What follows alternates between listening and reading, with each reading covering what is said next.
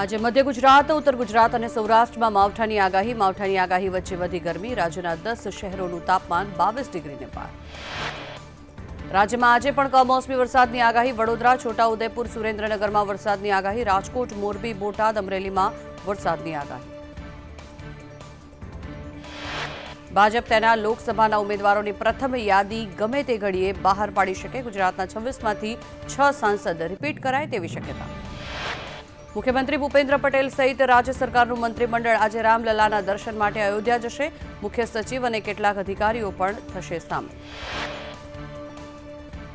ભરૂચ બેઠકને લઈને મોટા સમાચાર. મહેશ વસાવા ભાજપમાં જોડાશે. બીટીપીના રાષ્ટ્રીય અધ્યક્ષ છે મહેશ વસાવા.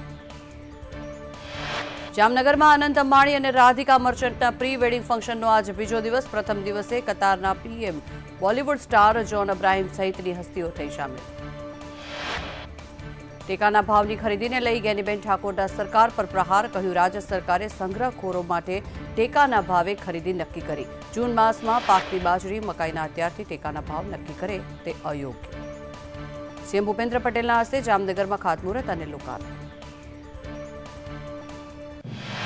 રાજકોટમાં કારની અડફેટે વૃદ્ધનું મોત. ભક્તિનગર પોલીસે કાર ચાલકની કરી ધરપકડ.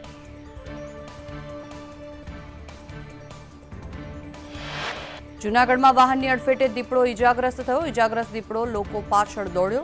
વન વિભાગે ઇજાગ્રસ્ત દીપડાને શોધવાનો કર્યો પ્રયાસ.